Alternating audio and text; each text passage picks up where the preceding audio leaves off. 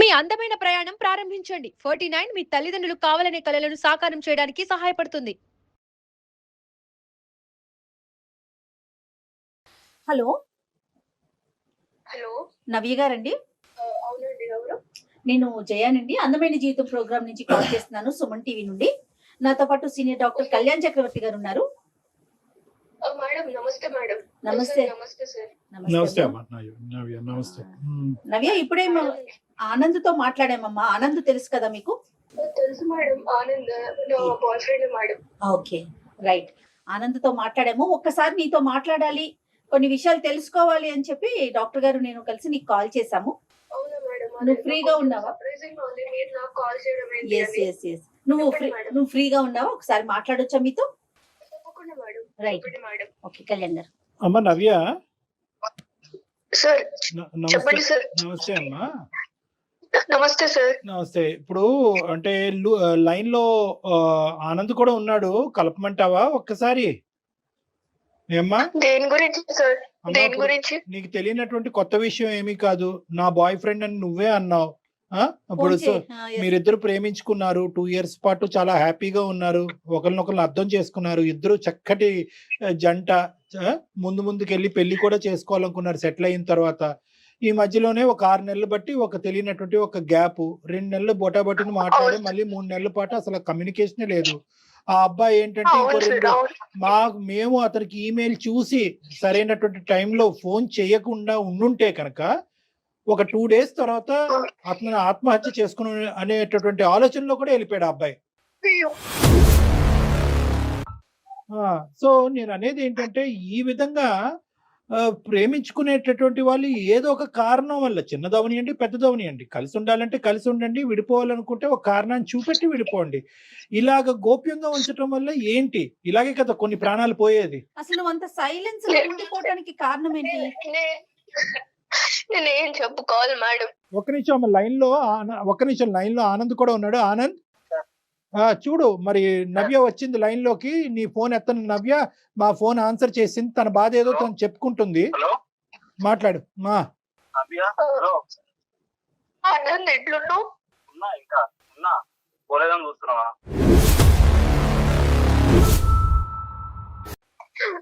అట్లా అన్నా కానీ నాకు నీ మాట్లాడితేనే బాధేస్తుంది. అంటే వేరే వాళ్ళు ఫోన్ చేస్తే గానీ నా ఫోన్ నుంచి చేస్తే తినంత తప్పులు నేను అన్ని చేసానా? ఏం జరిగిందో నీకు తెలీదు. తెలీదు, చెప్పాలి కదా నాకు. నువ్వు చెప్పాలి కదా. ఇప్పుడు చెప్పలేదు. నేనేం చెప్పుకోలేను ఆనంద్, నేను చెప్పుకోలేను. సరే చెప్పుకోనండి. ఎలాగా?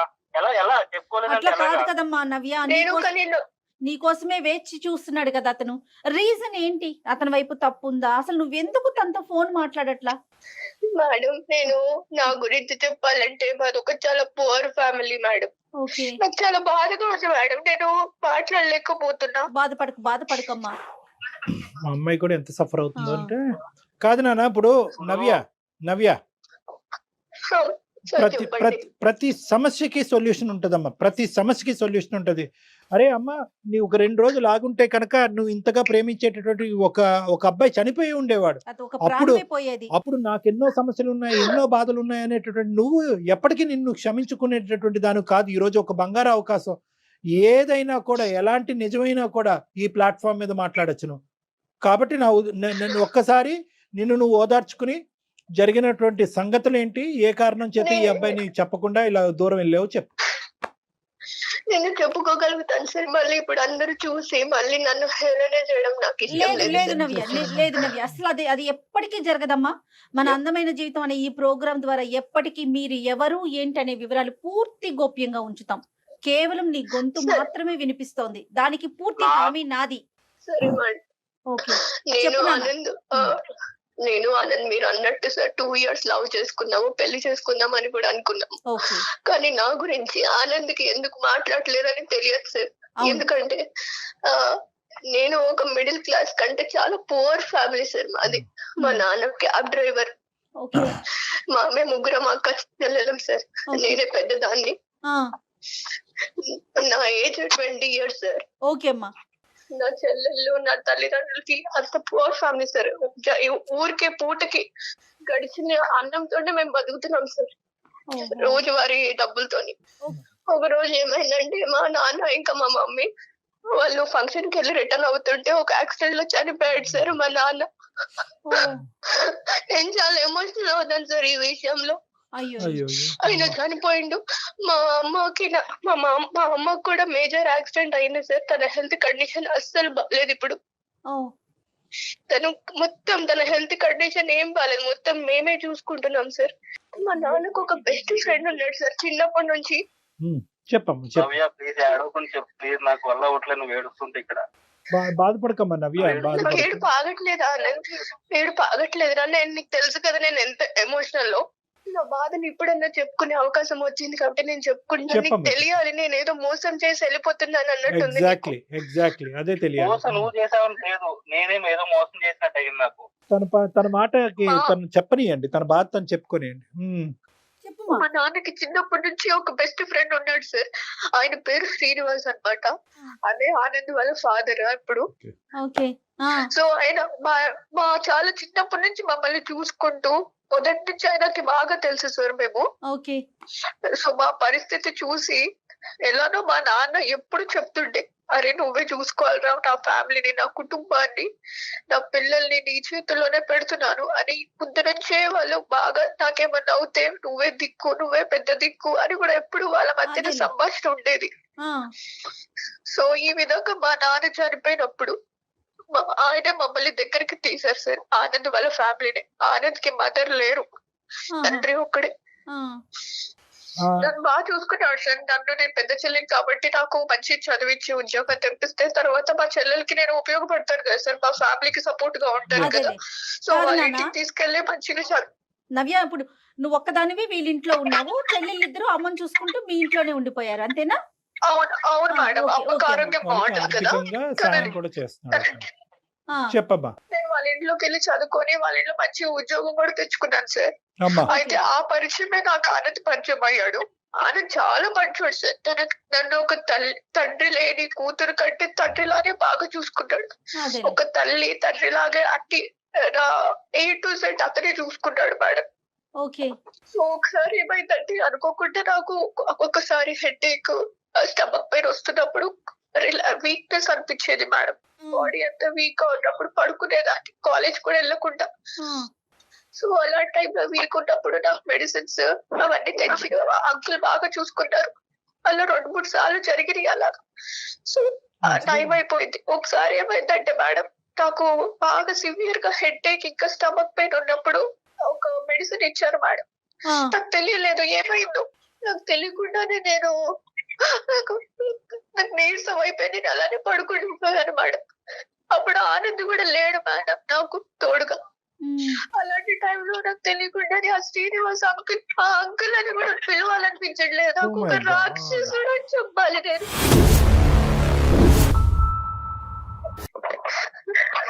ఆనంద్ ఇట్లా అంటున్నారని ఏం ఫీల్ అవ్వద్దు నువ్వు. ఒక రాక్షసుడు వాడు. నాకేం అర్థం కావట్లేదు. నాకు నువ్వు అసలు ఏం చేద్దాం అనుకున్నా నాకు నిజంగా అర్థం కావట్లేదు. అదేంటో నీకు తెలియదు. నాకు అందుకుని కదా నేను ఇన్ని రోజులు ఏం చెప్పలేకపోయాను. అలాంటి టైంలో నాకు తెలియకుండా టాబ్లెట్ ఇచ్చేసి నన్ను వేరే విధంగా యూజ్ చేసేసుకున్నాడు మేడం.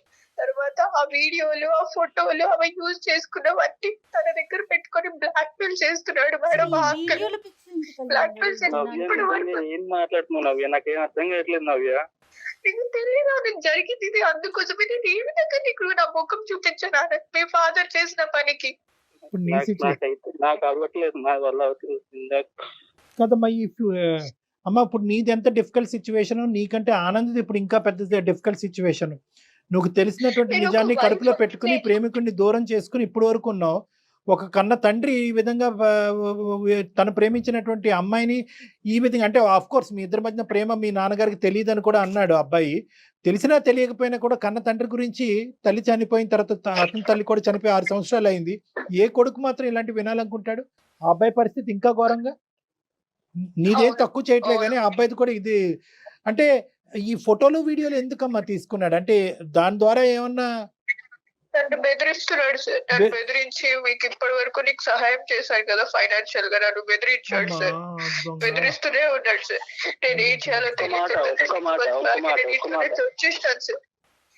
ఇక నిజమా మీ నాన్న ప్రూఫ్, మీ నాన్న దగ్గర కూడా మీ వీడియోస్ అవన్నీ ఉండి ఎప్పుడు తీసుకున్నాడో తెలియదు అన్నది నాకు. ఆ ఫొటోస్ అవన్నీ బ్లాక్ మెయిల్, నేను పడుకున్నప్పుడు అవన్నీ పిచ్చి పిచ్చిగా తీసేసి అవన్నీ బ్లాక్ మెయిల్ చేస్తున్నాడు అన్నది. ఒక ఇంట్లో ఉన్నారు కదా అన్నది, నేను మా ఇల్లు అనుకొని వచ్చారు, అనవసరంగా వచ్చారా నాకు ఇప్పుడు అనిపిస్తుంది అన్నది.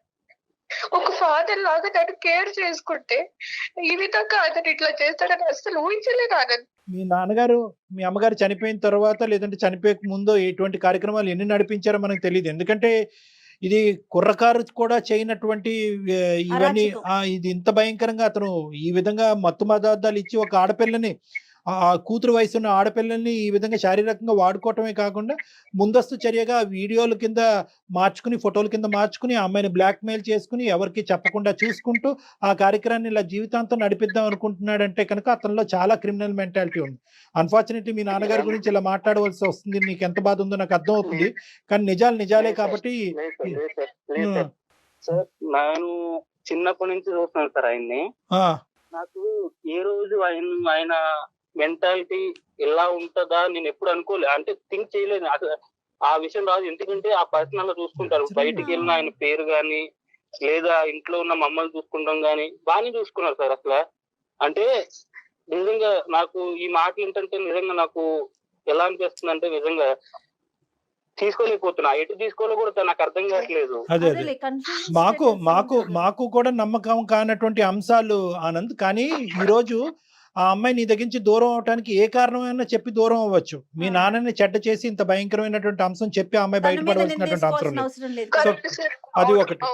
రెండోది ఏంటంటే కనుక ప్రత్యక్షంగా ఆ అమ్మాయి సాక్ష్యాలు ఉన్నాయి అని అంటుంది. ఫోటోలు వీడియోలు తీసి షేర్ చేసి ఇది ఈ విధంగా చేస్తానని బ్లాక్ మెయిల్ కూడా చేస్తున్నాండి. సో ఇక్కడ ఎలా చూసినా కూడా మాకు తెలియనటువంటి నవ్య నిజమే చెప్తున్నట్టు అనిపిస్తుంది. మాకు నవ్య గురించి తెలీదు. కానీ ఈ విధంగా తను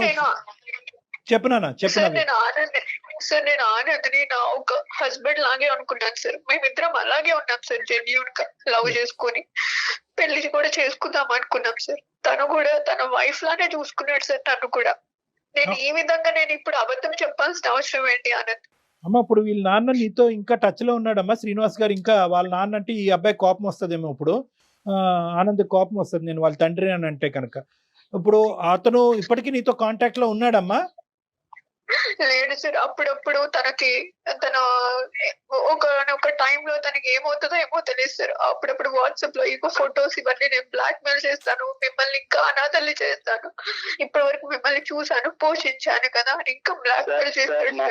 నా వల్ల అవ్వట్లేదు సార్, ఇవన్నీ వింటూ నాకు అవ్వట్లేదు సార్ నిజంగా.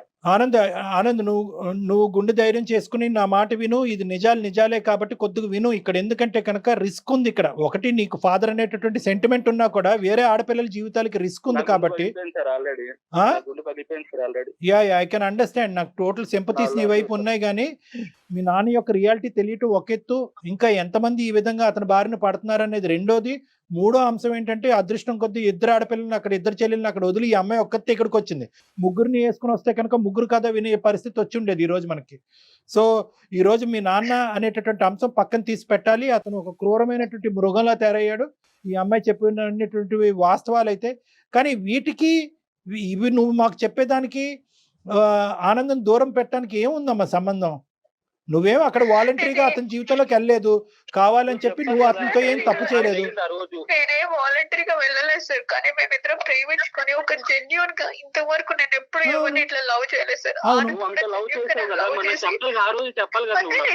ఎలా చెప్తాను ఆనందాన్ని, ఎలా నీకు ముఖం చూపించుకోగలను చెప్పు? నీ ఫాదర్ ఇప్పుడు నమ్ముతున్నావు ఆనంద్? ఇప్పుడు పెద్దల సమక్షంలో కూడా నువ్వు నమ్మట్లేదంటే అప్పుడు ఎలా నమ్ముతావు? అవును, నేను చిన్నప్పటి నుంచి చూస్తున్నాను ఆయన్ని. నేను చూస్తున్నాను కాబట్టి నేను అంటున్నా. ఇంకా నాకు ఇప్పటికీ నమ్మబుద్ధి అవ్వట్లేదు.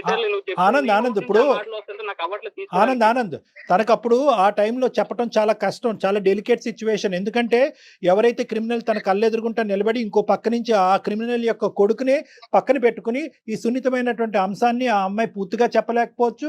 ఒకప్పుడు చెప్పినా కూడా అతను ఒక కథ అల్లాడి కథ ఆడి ఈ అమ్మాయి తనలో లోపరుచుకునేటటువంటి ప్రయత్నం చేసిందని చెప్పి రివర్స్లో నిందేయచ్చు. అప్పుడు ఈ అమ్మాయి పని ఇంకా ఘోరంగా తేరవచ్చు. కాబట్టి ఆ అమ్మాయి ఏంటంటే స్లోగా ఆ వాతావరణం నుంచి బయటపడింది, చాలా మంచి పని చేసింది. ఫస్ట్ స్టెప్ దాన్ని మనం కొనియాడాలి. ప్రేమను కాపాడుకోవాలనో ఆనందాన్ని పక్కన కూర్చోపెట్టుకోవాలని చెప్పి అదే వాతావరణంలో ఉండకుండా ఫస్ట్ బయటకు వచ్చేసింది, చాలా మంచి పని. అందరు ఆడపిల్లలు ఏదైనా ఇలాంటి అబ్యూజివ్ రిలేషన్షిప్ కానీ ఇలాంటి పరిస్థితి ఉంటే కనుక ఫస్ట్ ఆ వాతావరణంలోనే ఉండాలి తప్ప మనకి ఇంకో లోకం లేదు. అది మీ వాళ్ళైనా పరాయి వాళ్ళైనా ఆ ఫస్ట్ 600 106 ఆ వాతావరణం నుంచి బయటపడండి. ఇది ఈ అమ్మాయి చేసినటువంటి మంచి పని. ఓకే, నెక్స్ట్ స్టెప్ ఏంటంటే కనుక నీ ప్రేమను ఎందుకు తాకట్టు పెట్టింది, నీ ప్రేమను ఎందుకు కాదు అనుకుంటుంది అన్నదానికి కూడా చెప్పింది.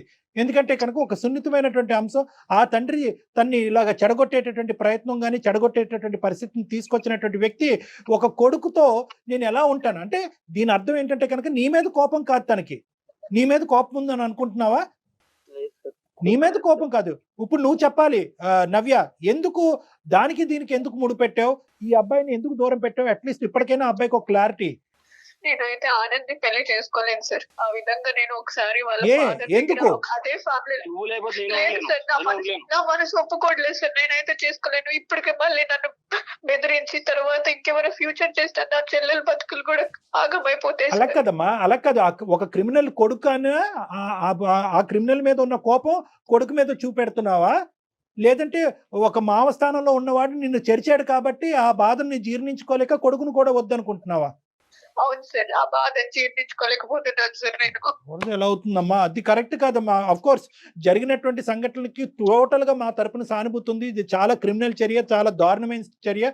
ఆనంద్ సహకరిస్తే కనుక, ఒకప్పుడు ఆనంద్ సహకరించినా సహకరించకపోయినా ఎవరైతే కనుక ఈ పైశాచిక చర్యకు పాల్పడ్డాడో అతన్ని శిక్షించడం, శ్రీనివాస్ అనే వ్యక్తిని శిక్షించడం అనేటటువంటి చాలా ఇంపార్టెంట్ ఇష్యూ. అది నెంబర్ 1.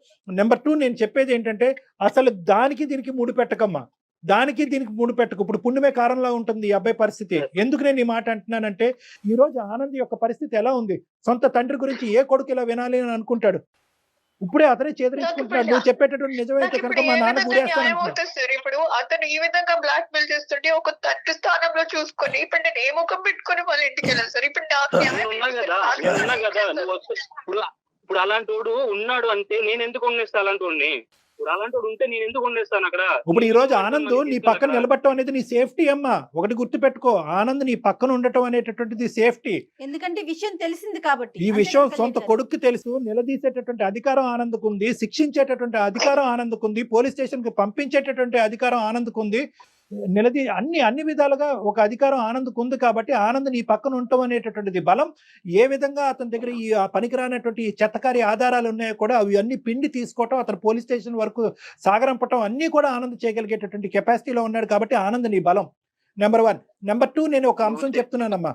నీకు మానసికంగా నీ పరిస్థితి ఏంటి అన్నది నేను అర్థం చేసుకోగలను.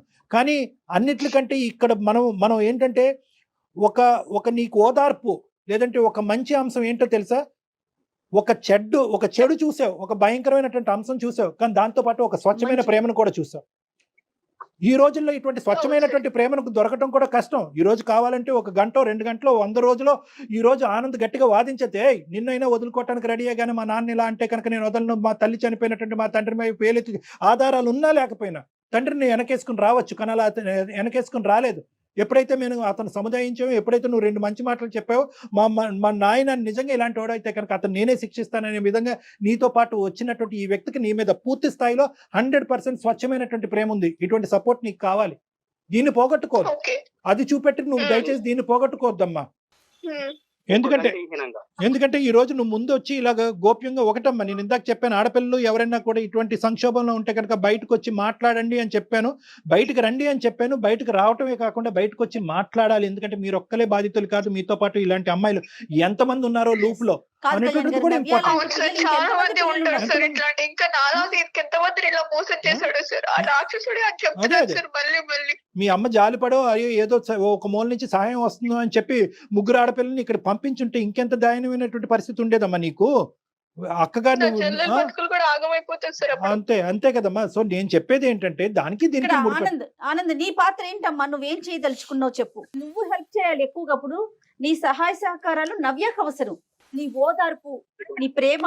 అన్ని ఓకేనా? కాదు మీరిద్దరూ నేనేమంటున్నా అంటే first of all Navya, sir చెప్పండి సార్. వితౌట్ ఎనీ కండిషన్స్ నీ ప్రేమను యాక్సెప్ట్ చేస్తావా? ఆనంద్ నీకు కావాలా? ఆనంద్ తో పాటు కలిసి ప్రయాణం చేస్తావా? నాకు ఇవన్నీ నాకేం తెలియదు. నాకు నువ్వు కావాలి. నీ సమాధానం కావాలి నవ్య. చూసుకున్నాను నేను నేను చెప్పలేకపోతున్నాను సార్. నేను ఇంకా ఆ స్టేజ్ లో నుంచి బయట పడలేదు. ఇంకా నేను చెప్పలేకపోతున్నాను సార్. మీరే న్యాయం డిసైడ్ చేయండి సార్. నవ్య, ఒక పని చేద్దామమ్మా.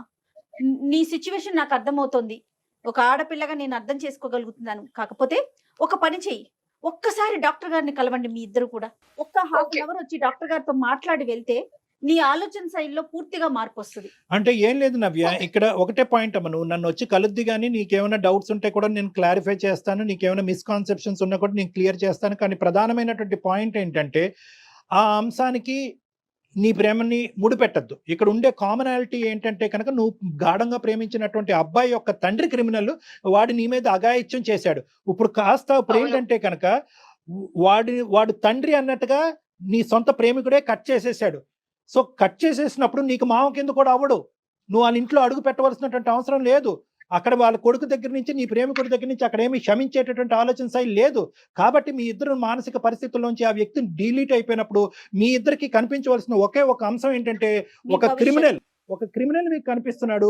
ఆ క్రిమినల్ని ఎలా మనం శిక్షించాలో అనేటటువంటి మా సైడ్ నుంచి సహాయం ఉంటుంది. కాబట్టి ఇక్కడ ప్రధానంగా మీరు చూడవలసింది ఏంటంటే మీ ప్రేమను కాపాడుకోండి. ఇంత స్వచ్ఛమైనటువంటి ప్రేమ ఈ రోజుల్లో దొరకడం కూడా రేర్. మీ ఇద్దరిని మీ ప్రేమ గురించి వింటుంటే నాకే ఎంతో ఆనందంగా ఉంది. ఈ అంశం బట్టి మీ ప్రేమను మాత్రం త్యాగం చేసుకోవద్దు నవ్య, ప్లీజ్. Okay sir. ఎవరికి చెప్పుకోలేని సిచ్యువేషన్ సార్. ఎందుకంటే మాకు ఎవరు లేరు. మీకు ఆల్రెడీ చెప్పాను కదా. అట్లా ఏమనుకోవద్దమ్మా, అట్లా ఏమనుకోవద్దు నవ్య. ఈ రోజు మేము మాట్లాడలేదు, నేను మాట్లాడాను, డాక్టర్ గారు మాట్లాడారు. ఆనంద్ ఉన్నాడమ్మా నీకు, మేమెవరం కాదు. నీకోసం ఆనంద్ ఉన్నాడు, నువ్వెవరూ లేరని అనుకోవద్దు. అన్ని పక్కన పెట్టి నీతో పాటు సపోర్ట్ చేసి తన ప్రేమను కాపాడుకోవటమే కాకుండా నిన్ను హింస పెట్టిన వ్యక్తిని కూడా శిక్షిస్తానని చెప్పినటువంటి మగాడు వస్తున్నాడు నీ పక్కన. Don't worry. Right? yes, what else do you want? Okay sir. ఓకేనమ్మా. ఓకే, మనం కలుస్తాను సార్, మిమ్మల్ని కలుస్తాము మేమిద్దరము. ఇద్దరు రండి అమ్మా, నేను నెంబర్ పంపిస్తాను, ఇద్దరు రండి. ఓకే ఓకేనా Anand? Good luck Anand, all the best. Anand తను కూడా కన్ఫ్యూజన్ లో ఉన్నట్టున్నాడు. అంటే ఎక్స్పెక్ట్ చేయని విషయం కదండి. తను ఏదో మిస్టేక్ జరిగింది, నా వైపు ఏదన్నా జరిగిందా, అమ్మాయి వైపు, తన ఆలోచనలో ఒకేసారి కన్న తండ్రి అనేసరికి ఈ అమ్మాయి కౌన్సిలింగ్ ఎంత అవసరమో, ఎందుకంటే ఆ అబ్బాయికి కూడా ఇది అంత సులభమైనటువంటి అంశం కాదు. ఈ రోజు అంటున్నాడు కానీ ఇప్పుడు తల్లి లేనటువంటి లోటు తండ్రి తీరుస్తున్నాడు. తండ్రి తన లోటే తీర్చుకుంటే వేరే కుటుంబానికి కూడా సహాయపడుతున్నాడు అనేటటువంటి దేవుడు కింద ఊహించుకునేటటువంటి ఒక వ్యక్తి ఈ రోజు రాక్షసుడు అయిపోయాడు, దెయ్యం అయిపోయాడు.